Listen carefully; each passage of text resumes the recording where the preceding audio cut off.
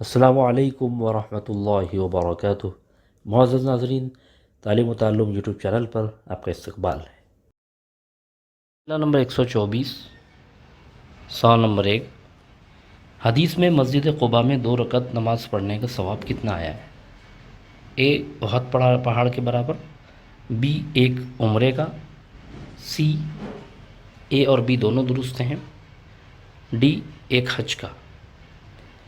تو مسجد قباء میں 2 رکعت نماز پڑھنے کی بہت فضیلت آئی ہے، اور آپ صلی اللہ علیہ وسلم خود سنیچر کے روز میں نماز ادا کرنے کے لیے تشریف لے جاتے تھے، تو ایک عمرے کے برابر دو رکعت نماز پڑھنے کا ثواب ملتا ہے۔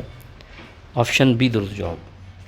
سوال نمبر 2، آپ صلی اللہ علیہ وسلم مدینہ کس روز پہنچے؟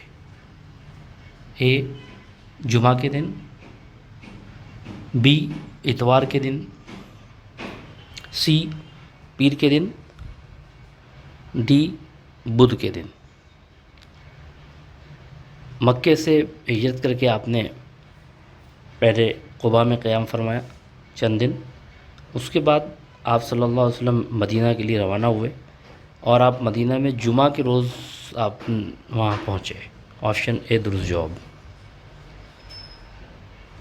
سوال نمبر 3 آپ کی اسکرین پر، مدینہ میں یہود کے کون سے قبائل آباد تھے؟ اے بنو قینقاع، نجران، اوس، بی بنو قینقاع، بنو نضیر، بنو قریظہ، سی بنو قینقاع، خزرج، اوس، ڈی مذکورہ والا تینوں۔